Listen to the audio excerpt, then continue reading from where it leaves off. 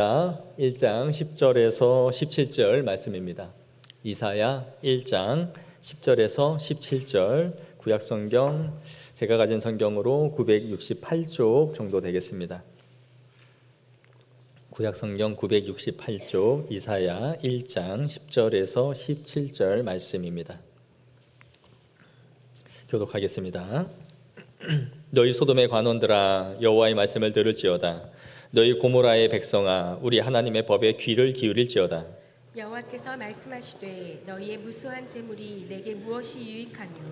나는 순양의 번제와 살찐 짐승의 기름에 배불렀고 나는 수송아지나 어린 양이나 염소의 피를 기뻐하지 아니하노라. 너희가 내 앞에 보이러 오니 이것을 누가 너희에게 요구하였느냐. 내 바닥만 밟을 뿐이라. 헛된 재물을 다시 가져오지 말라. 분양은 내가 가증히 여기는 바요. 월삭과 안식일과 대회로 모이는 것도 그러하니 성회와 아울러 악을 행하는 것을 내가 견디지 못하겠노라. 내 마음이 너희의 월삭과 정한 절기를 싫어하나니 그것이 내게 무거운 짐이라. 내가 지기에 곤비하였느니라.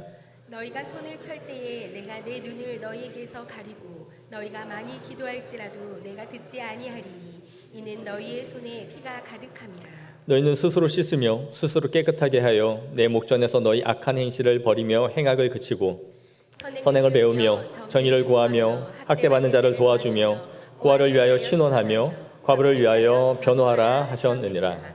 아멘. 오늘 우리 신년 내 백성이 나를 섬길 것이라 라는 이 주제의 두 번째 시간입니다. 섬긴다라는 것은 하나님을 예배하는 것이다 라고 말씀을 드렸죠. 제가 청년부 때 다니던 교회는 예배를 정말 중요하게 생각하는 교회였어요. 마당에 들어서면 예배 감격이 있는 무슨 교회라는 것이 새겨져 있었습니다. 예배 10분 전이 되면 방송이 나왔어요. 지금은 예배 10분 전이오니 모두 본당 안으로 들어가셔서 예배를 준비해 주시기 바랍니다 라는 안내가 나왔습니다. 그리고 예배가 시작된 정시가 되면 뒤에 문이 닫혔고 안내위원들은 안에서 문을 잠궜습니다. 예배에 지각한 사람들은 예배당 안으로 들어올 수가 없었어요. 그럼 그 사람들은 어디서 예배를 드리느냐? 복도에 있는 로비에 모니터 화면으로 예배를 드려야 했고 아니면 교육관으로 이동을 해서 거기서 따로 마련된 곳에서 예배를 드려야 했습니다. 현장 예배는 드릴 수가 없었고 모니터로 그냥 예배를 참석해야 했던 것이죠. 아마 우리 교회에서 이렇게 하면 상당히 못 들어올 분들이 계시겠죠. 집으로 허탕치면서 얘라 이 교회를 뭐하러 내가 가냐 딴 데로 가자 그러고 바로 가겠죠. 어쨌든 예배에 산모함이 있는 성도들은 모두 다 정시에 전에 다 현장 예배를 드리기 위해서 들어가야 했습니다. 그리고 예배가 시작되면 그 누구도 예배 자리를 옮기거나 움직이는 사람이 없었어요. 왜냐하면 한번 나가면 제 입장을 할 수가 없었기 때문이죠. 그리고 모두가 그 고요한 분위기 속에서 다른 사람에게 예배에 방해를 주지 않을까 서로 주의하면서 서로를 배려하면서 예배를 드렸습니다. 당시 목사님 설교가 약 60분, 가장 짧은 게 60분, 좀 하신다 그러면 90분, 정말 기록을 깼다 하면 100분까지 했어요. 설교만. 그러니까 예배당에 들어갈 때 아예 마음을 놓고 들어가야 돼요. 이제 들어가면 언제 나올지 모른다 하는 마음으로 그렇게 온전히 말씀에만 집중을 했던 교회였습니다. 당시 목사님은 원고를 거의 숙지하고 오셨기 때문에 예배 중에 누군가가 움직이거나 산만하면 원고를 놓치게 되는 경우들이 있었어요. 그래서 성도들은 목회자가 설교의 흐름을 놓치지 않게 하기 위하여 특별히 주의를 많이 했습니다. 왜냐하면 그 결과가 자신들에게 손해로 돌아온다라는 것을 알았기 때문에 매우 예민했어요. 소리에 있어서. 그래서 모두 다 정숙을 유지했고 설교에 초집중을 하는 상태로 예배를 드렸던 것이죠. 그만큼 성도들이 성숙했고 서로에게 또 목회자에게 배려를 하는 교회였습니다. 저는 이런 교회에 출석을 하다가 신학대학원에 입학을 했고 전도사로 사역을 나가게 됐어요. 모든 교회가 이렇게 예배를 드리고 있을 것이다 라는 생각은 전혀 하지 않았지만 제가 생각했던 것 이상으로 한국 교회의 예배는 붕괴되어 있었습니다. 전도사 때 사역을 했던 교회, 여러 교회 가운데 한 곳에 고등부 아이들이 당시 30명에서 40명 정도 됐었는데 태반이 예배를 지각하고 있었고 상습적으로 졸음으로 일관을 하고 있었습니다. 누군가는 그런 아이들을 보면서 저렇게 졸면서도 예배에 나오는 게 어디냐, 참 기특하다라는 말을 하기도 했고, 또 늦더라도 저렇게 다 끝나가는 예배 끝에 오면서도 교회를 온 게 어디냐라고 하면서 그것도 참 대견한 일이다라고 말하는 교사들이 있었습니다. 하지만 저는 그렇게 생각하지 않았어요. 시험 기간이나 몸이 피곤해서 조는 것은 사람이라면 있을 수 있는 일이죠. 그러나 그것이 수주 내지는 수개월 동안 그러한 삶이 지속되고 있다는 것은 그것은 단순히 육체적인 피곤함이 아니라 영혼이 병들매 있다는 것을 제가 알았기 때문이에요. 그것은 심각한 영혼의 병이 시작됐다는 것을 알았던 거죠. 그래서 저는 그러한 신호들이 감지되는 그 아이들을 개인적으로 면담을 하거나 혹은 그 아이들이 교회 집사님이나 그 성도들의 자녀인 경우는 그분을 찾아갔습니다. 그래서 물었어요. 토요일 날 얘가 뭘 합니까? 몇 시에 잠을 자죠? 라고 물었어요. 그리고 말해 주었습니다. 이 아이의 예배의 상태가 매우 심각한 상태이니 집에서 신앙에 신경을 좀 써주시기를 부탁드립니다. 그렇게 말씀을 드렸어요. 저는 조는 아이들을 보면 예배 시간에 그냥 두지 않고 반드시 깨웠어요. 어떻게 깨웠냐? 하고 소리를 한 번씩 질러줬어요. 마이크를 제끼지 않고. 그러니 자던 애들이 아주 소스라치게 일어나죠. 졸리면 뒤에 나가서 서 있다가 들어와. 내지는 스쿼트 한 20개씩 하고 잠 깨면 들어와 라고 했어요. 일주일에 단 한 번 예배를 드리러 오는 그 아이들이 이렇게 예배를 드리다 가는 것은 신앙을 이후에 버릴 거라는 것은 불보듯 뻔한 일이었어요. 그리고 제가 이 아이들을 그냥 그렇게 두면서 신앙생활 하도록 두는 것은 목회자로서 하나님 앞에 직무유기를 하고 있는 것이다 라고 생각했기 때문이에요. 이 아이들은 신앙을 절대 고등부를 넘어가서는 지속하지 않을 것이다. 그래서 이 아이들을 제가 철저하게 예배를 강조하기 시작했어요. 당시 아이들은 두 부류가 있었는데 한 그룹은 그 교회의 축구부 아이들이었습니다. 공부에는 전혀 관심이 없고 주일 아침 7시부터 지들끼리 모여서 땀 흘리고 열심히 축구를 7시부터 하다가 교회에서 피자 준다, 치킨 준다, 생일잔치가 있다, 문상을 준다 하면 열댓 명이 주기도문 할 때 우르르 들어와서 뒤를 앉는 그런 아이들이었어요. 지금은 치킨 피자 준대도 요즘은 안 오는 세상이에요. 근데 그래도 그 당시는 문상 준다 뭐 한다 그러면 그래도 왔습니다. 또 한 부류의 아이들은 열심히 공부를 하는 아이들이었어요. 자신의 목표가 있었고 진학하고자 하는 학교가 있었죠. 그래서 학원에 매여 있는 그런 아이들이었어요. 시험 때가 되면 학원 보충이 의뢰 있었기 때문에 보충 때문에 교회를 빠지는 것이 당연하다라고 생각하는 아이들이었어요. 그나마 교회에 왔다가 찍고 그냥 바로 칼같이 학원으로 달려가는 그런 아이들이었죠. 그 아이 대부분은 고3들이었습니다. 당시 그 교회에 한 10여 명 정도 됐던 것 같아요. 제가 사역하면서 이 아이들에게 이렇게 말했어요. 너희들이 주일 예배를 안 드리고 그렇게 학원에 가서 좋은 대학을 갔다 한들 하나님이 너희의 삶을 책임져 주실까? 그리고 하나님이 너희를 기뻐하실까 한번 생각해 봐라. 너희의 삶을 하나님이 인도하시고 지켜주실지 한번 생각해 봐라. 그리고 설사 너희가 그렇게 노력해서 좋은 대학에 진학을 했다 한들 나한테 와서 강사님 저 좋은 대학 갔습니다 라고 자랑하지 마라. 그거 다 너희들의 영혼을 팔아서 얻은 대가이니 하나님이 너희의 삶을 인도하시지는 않을 것이다. 너희들의 영혼을 다 팔아서 세상의 것을 취한 것이니 절대로 그 삶이 영원하고 계속될 것이다 라고 스스로 생각하지 마라. 그건 실패한 거다. 당시 부장 집사님 아들이 이런 설교를 한 번이 아니라 줄곧 하니까 저한테 붙인 별명이 있었어요. 그 당시 전도사였는데 전도사님 독설가래요. 제가 진짜 목사 돼서 엄청 착해진 거예요, 여러분. 전도사 때는 진짜 피바다.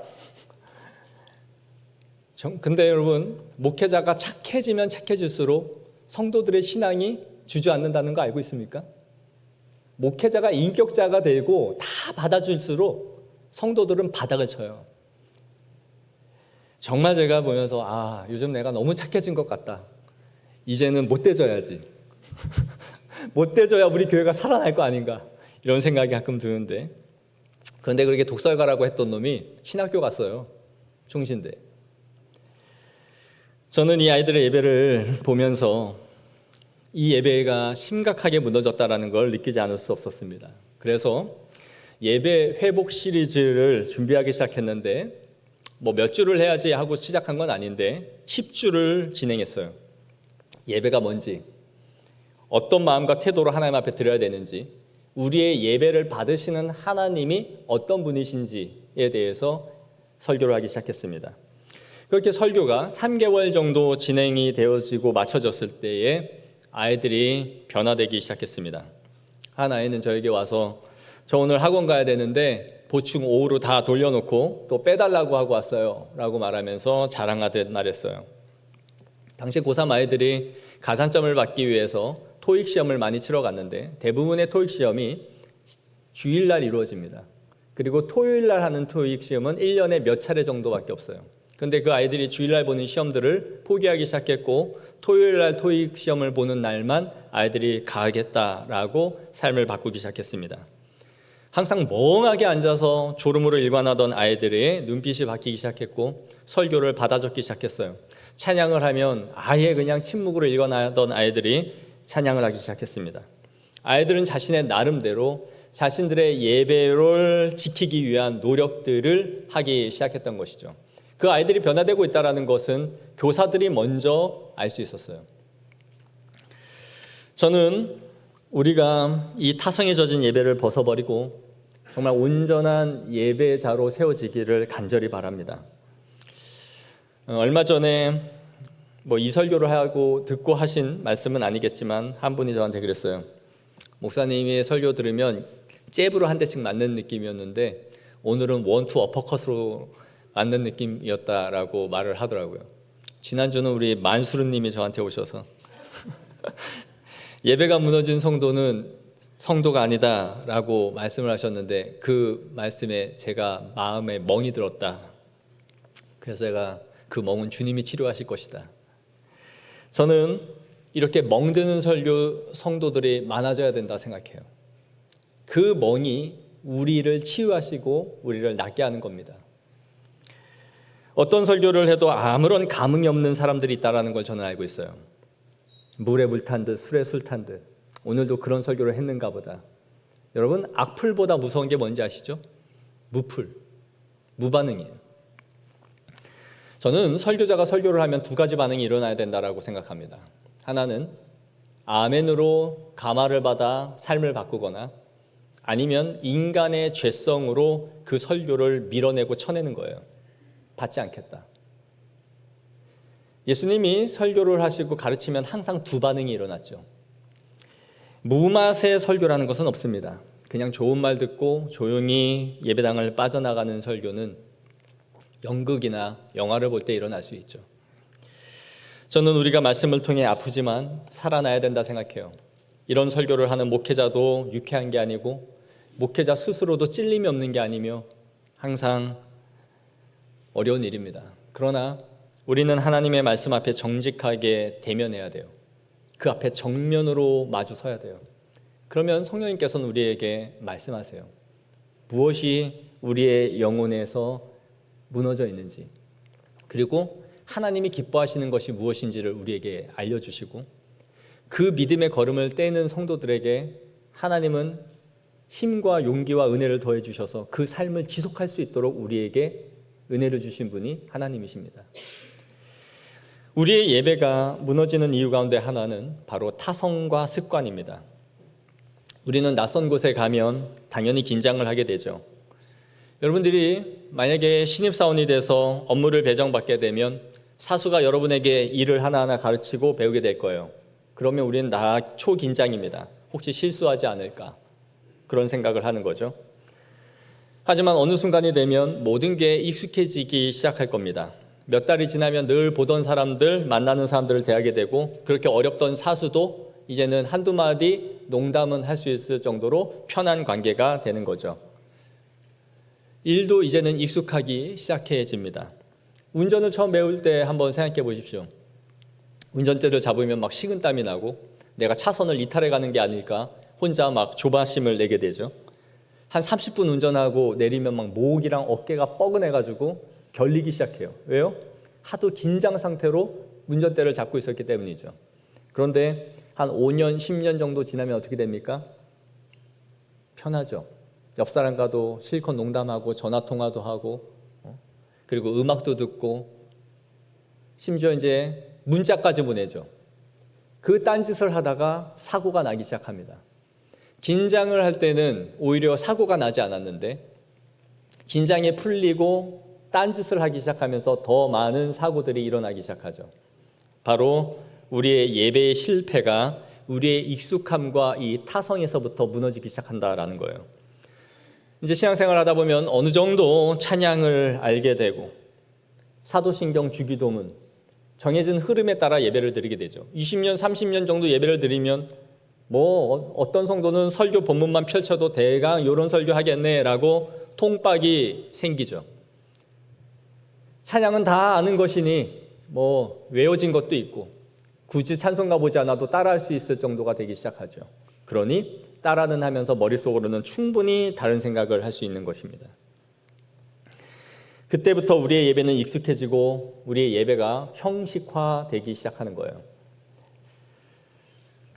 우리가 예배 드리는 대상을 잊어버린 채 이 익숙함 속에서 타성에 젖은 무너진 예배를 하나님 앞에 드리게 되는 거죠. 이 문제가 바로 이스라엘 백성들에게 시작되고 있었던 겁니다. 바로 오늘 본문 10절을 한번 보시겠습니다. 너희 소돔의 관원들아 여호와의 말씀을 들을지어다. 너희 고모라의 백성아 우리 하나님의 법에 귀를 기울일지어다. 이 말씀은 소돔과 고모라 사람들에게 한 말씀이 아니에요. 이스라엘 백성들에게 전한 메시지였습니다. 그런데 그들을 향해 뭐라고 말합니까? 너희 소돔의 관원들아 고모라의 백성들아 라고 말하고 있는 거예요. 이스라엘 백성들에게 소돔과 고모라 사람들이라 라고 말하는 것이죠. 소돔과 고모라가 어떤 곳입니까? 아브라함이 강구하여 의인 10명이 없어서 불과 유황으로 심판하여 흔적도 없이 역사에 사라진 곳이죠. 그러니 지금 이 말씀은 하나님의 심판을 받아 죽을 운명에 처한 너희들아 라는 말이에요. 소돔과 고모라처럼 멸망받을 인간들아. 지금 이스라엘 백성들에게 이사야 선지자가 아주 격하게 1장의 포문을 열면서 이 말을 하고 있다는 것이죠. 왜 이사야 선지자가 이렇게 격한 말로 소리를 치고 있는 것일까요? 11절을 보십시오. 함께 읽겠습니다. 시작. 여호와께서 말씀하시되 너희의 무수한 재물이 내게 무엇이 유익하뇨? 나는 순양의 번제와 살찐 짐승의 기름에 배불렀고 나는 수송아지나 어린 양이나 숫 염소의 피를 기뻐하지 아니하노라. 아멘. 그들의 순양과 번제와 살찐 짐승을 하도 많이 가지고 와서 제사를 드려서 하나님이 배가 불러서 지긋지긋할 지경이다. 수송아지, 어린 양, 수염소 이 모든 것은 하나님이 율법에 요구하신 거예요. 그리고 굉장히 값진 부유한 사람들이 갖고 나오는 제물들입니다. 그리고 피의 제사를 드리라는 건 피가 없이는 사심이 없다라는 말씀처럼 당연히 하나님께서 요구하신 것들이에요. 그런데 이제 이것을 기뻐하지 않는다는 거예요. 이제는 지쳤고 내가 신물이 날 정도로 너희의 제사가 지긋지긋하다라고 말씀하는 거죠. 13절입니다. 헛된 재물을 다시 가져오지 말라. 분향은 내가 가증히 여기는 바요. 월삭과 안식일과 대회로 모이는 것도 그러하니 성회와 아울러 악을 행하는 것을 내가 견디지 못하겠노라. 오늘 설교 제목이 뭡니까? 하나님도 예배가 지겹다라고 했는데 사실 이보다 더 강하게 표현한다면 하나님은 예배가 역겹다라는 뜻이에요. 구역질 낼 것 같아. 너희들의 그 제사, 너희들의 엉망진창인 예배 때문에 내가 구역질이나 더 이상 가지고 오지 마 라고 말하는 거죠. 이스라엘 문제는 첫 달에 드리는 월삭, 7일마다 드리는 안식일, 3대 절기라여 일주일씩 1년에 3번에 드리는 절기, 그리고 각종 성회와 대회들이 있었죠. 그때마다 무수히 많은 제물들을 가지고 하나님 앞에 가지고 나왔습니다. 가장 값진 제사는 수송아지 1마리를 하나님 앞에 드리는 거죠. 어떤 때는 7마리씩 그 이상으로 매일같이 하나님 앞에 제사를 올려드렸어요. 쉬지 않고 드렸죠. 그러나 하나님이 이제 이것이 지긋지긋하고 지겹다, 가증하다라고 말씀하는 거예요. 14절에 내 마음이 너희의 월삭과 정한 절기를 싫어하나니 그것이 내게 무거운 짐이라 내가 지기에 곤비하였느니라. 이 제사가 오히려 나에게 짐이 되고 나를 지치게 하며 나를 괴롭게 만드는 게 돼버렸다. 너희에게 율법을 요구했는데 이제 너희들이 그 율법대로 가지고 오는 재물들로 인하여 내가 오히려 피곤하고 지쳤다라는 것이에요. 이스라엘 백성들은 절기를 생명과 같이 여겼습니다. 왜냐하면 이 절기를 지키지 않으면 언약에서 떨어질 것이라 했기 때문에 한 번도 이것을 어기지 않았어요. 그러나 이들은 단 한 번도 제대로 된 예배를 드리지 않았는지도 몰라요. 12절을 보십시오. 너희가 내 앞에 보이러 오니 이것을 누가 너희에게 요구하였느냐? 내 마당만 밟을 뿐이니라. 너희들이 나의 중심 예배장 안으로 들어와서 나의 임재 가운데 선 게 아니라 마당만 밟는 들러리, 찍고 가는 그 삶을 무수히 반복하면서 예배를 안 드렸다라는 거예요. 그 예배를 내가 받지 않았다. 하나님이 우리의 차려놓은 밥상을 들러 엎었다는 겁니다. 물리쳐라, 다 가져가라. 이 더러운 재물을 나한테 가져오지 마. 신호가 오잖아요. 은혜롭네요. 지금까지 지내온 것. 우리의 이러한 예배가 하나님을 기쁘시게 하지 못한다라는 거죠. 아이들을 상담해주는 한 전문가의 영상을 제가 본 적이 있어요. 자신에게 찾아오는 수많은 부모님들 가운데 우리 아이는 아무리 공부를 해도 성적이 오르지 않는다라고 호소하는 분들이 꽤 있다는 거예요. 그럼 자기가 물어본대요. 아이가 얼마나 공부합니까? 학교에서 돌아오면 계속 책상에 앉아 있는다는 거예요. 열심히 공부한대요. 그러자 전문가가 그래요. 여러분이 한 회사에서 직장 생활을 10년 정도 한다면 적어도 차장이나 과장 정도가 될 거라는 거죠. 만약에 한 아이가 1학년에 입학하여 고등학교 3학년까지 공부를 한다면 그 아이는 10년 정도 공부에만 힘쓴 과장 정도의 짬밥을 갖게 된다라는 거예요. 10년 정도 한 회사에 다니면 열심히 일하는 척을 하면서도 직장 상사가 볼 때는 열심히 일하는 척 하면서도 돈을 버는 법을 어느 정도 배울 정도로 베테랑이 되지 않겠냐라는 거죠. 마찬가지로 아이들이 10년 정도 공부를 하면 내가 열심히 공부하는 척 하면서도 그 사이에 딴짓을 하면서 집중하지 않는 법을 얼마든지 배울 수 있는 정도가 될 거다라는 거죠. 다시 말해 이 아이는 열심히 공부를 한 게 아니다라는 거예요. 공부하는 척 하면서 노는 법을 배웠다라는 거죠. 그러므로 정말 10시간씩 이 아이가 학교 갔다 와서 공부를 했다면 성적은 오르지 않을 수 없어요 라는 것이죠. 왜냐? 아이들이 배우는 공부의 과정은 몇몇 소수 엘리트들만이 공부할 수 있도록 고도의 과학기술을 배우는 과정이 아니다라는 거예요. 누구라도 열심히 10시간씩 공부를 하면 어느 정도 성과와 성적을 낼 수 있게 만든 것이 보편교육, 보편적으로 따라올 수 있는 교육으로 만든 거지 천재들만 특수하게 공부하라고 만든 과정이 아니라는 거죠. 그러니 정말 10시간씩 최선을 다했다면 어느 정도의 성적은 나오게 되어 있습니다 라는 거예요. 저는 이 전문가의 말이 맞냐 틀리냐를 지금 말씀드리는 게 아니에요. 관심이 없습니다. 그러나 중요한 건 이스라엘 백성들이 드리는 제사가 이랬다라는 거죠. 기가 막히게 제사를 잘 드리고 있었죠. 절기에 따라서 능수능란하게 하나님이 율법에 말씀하신 것대로 드렸습니다. 하지만 이들은 전혀 제사를 드리고 있었던 게 아니에요.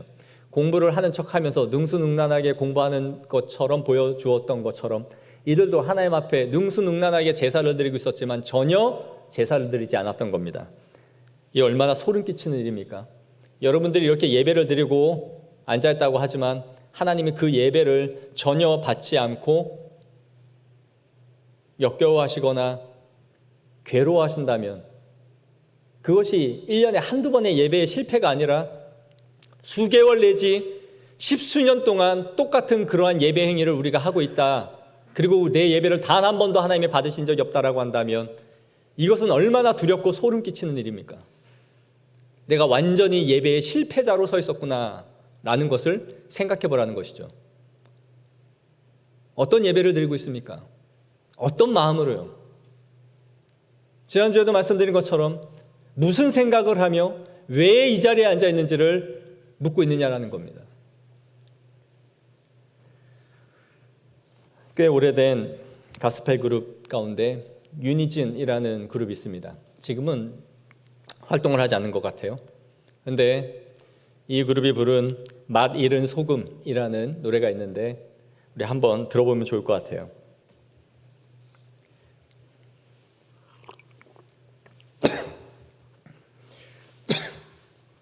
아카펠라로 한 노래입니다.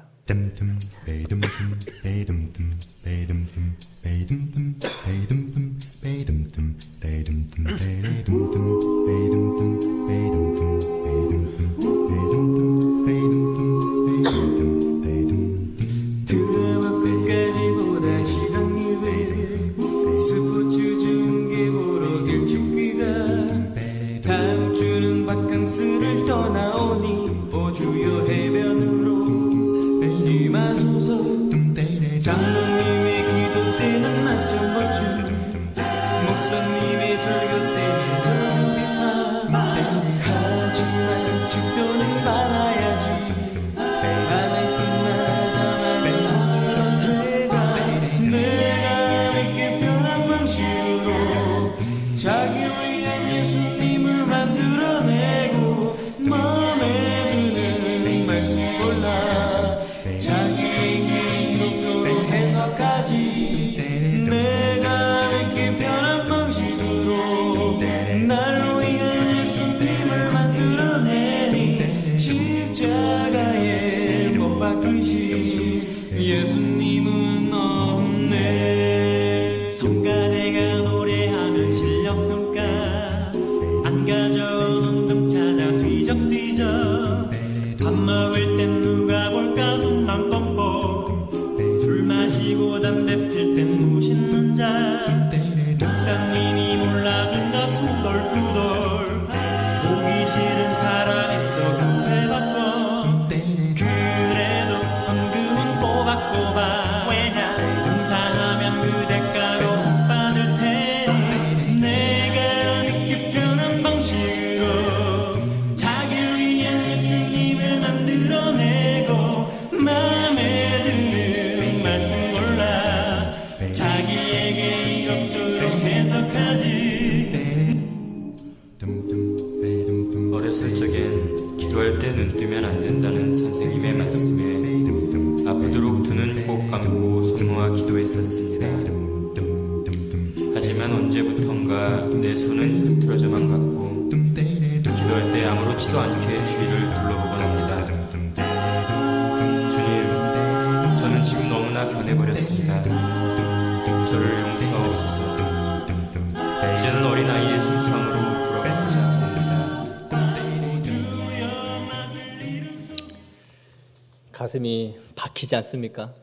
가사가 드라마 끝까지 보다가 지각 예배 스포츠 중계 보러 일찍 귀가 다음 주는 바캉스를 떠나오니 오주여 해변으로 임하소서. 장로님의 기도 때는 낮잠 보충, 목사님의 설교 때는 설교 비판. 하지만 축도는 받아야지. 아멘 끝나자마자 서둘러 퇴장. 성가대가 노래하면 실력 평가. 안 가져온 헌금 찾아 뒤적뒤적. 밥 먹을 땐 누가 볼까 눈만 껌뻑. 술 마시고 담배 필 땐 무신론자. 목사님이 몰라준다 투덜투덜. 보기 싫은 사람 있어 교회 받고. 그래도 헌금은 꼬박꼬박. 봉사하면 그 대가로 복을 받을 테니. 내가 믿긴 편한 방식으로 자기를 위한 예수님을 만들어내고 마음에 드는 말씀 골라 자기에게 이롭도록 해석을 하고 내가 믿긴 편한 방식으로 예수님을 만들어내니 십자가에 달리신 예수님은 내 안에 없는. 이 10여 년 전에 발표한 이 곡이 10년이 지난 이 한국교회의 현실과 지금은 멀어져 있을까요? 아니면 더 심해졌을까요? 가사를 적은 이분이 참 현재 교회 안에 문제를 꿰뚫어 봤다라는 생각을 하지 않을 수 없습니다.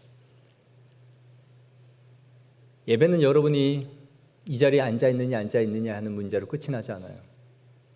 어떤 분은 52주 예배를 단 한 번도 빠짐없이 출석하는 분들이 있을 겁니다. 우리는 이 예배를 회복해야죠.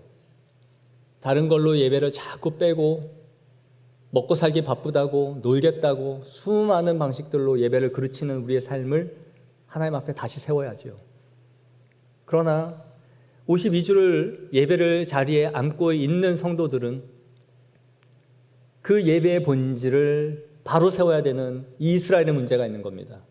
절기를 드리고 안식일과 월삭을 절기를 하나님 앞에 그렇게 드리면서도 하나님 앞에 이 무서운 책망을 받고 있는 이 말씀은 율법주의와 형식주의로 되어버린 우리의 삶을 다시 돌아보게 하는 것이죠. 그 결과가 무엇입니까? 15절을 보십시오. 너희가 손을 펼 때에 내가 내 눈을 너희에게 가리고 너희가 많이 기도할지라도 내가 듣지 아니하리니 이는 너희의 손에 피가 가득함이라. 하나님과의 단절입니다. 내 눈을 가려서 기도를 듣지 않으시겠다. 하나님이 그분의 얼굴을 가리우시면 우리의 모든 하늘의 자원과 땅의 자원이 차단된다는 거예요. 죽어라 애를 쓰고 노력을 해도 풀리지가 않고 내가 하나님 앞에 아무리 아뢰도 그 기도가 벽에 맞고 되돌아오는 것처럼 하나님이 우리에게 관심을 갖지 않으신다라는 것으로 가버리고 마는 거예요. 사랑하는 성도 여러분, 참된 예배자가 되십시다. 여기에 사활을 거십시다. 우리의 예배가 살아날 때에 하나님은 우리에게 말할 수 없는 은혜를 주실 겁니다. 주님의 존전 앞에 서 있다라는 인식, 찬양을 할 때 우리의 마음을 담아 찬양하시고 우리가 성가대라고 말씀드렸잖아요.